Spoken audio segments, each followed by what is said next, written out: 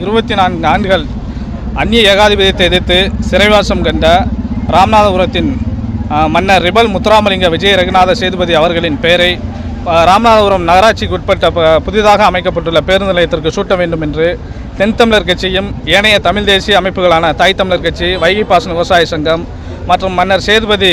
வம்சாவளி அவர்களுடைய வாரிசுதாரர்கள் தொடர்ச்சியாக தமிழக அரசுக்கும் ராமநாதபுரம் மாவட்ட ஆட்சியருக்கும் தொடர்ச்சியான முறையில் கோரிக்கையை முன்வைத்துள்ளனர். இது சம்பந்தமாக கடந்த ஒரு 6 மாதங்களுக்கு மேலாக நாங்கள் பல்வேறு கட்ட போராட்டங்களை முதலமைச்சர் வருவதற்காக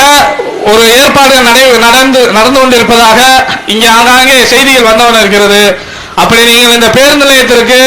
ரிபல் முத்துராமலிங்க சேதுபதி அவர்களுடைய பெயர் சூட்டாமல் இந்த மண்ணிற்குள் நீங்கள் வருவீர்களானால் உங்களுக்கு கருப்பு கொடி காட்டி எங்களுடைய எதிர்ப்பை தெரியப்படுத்திக் கொள்வேன் என்று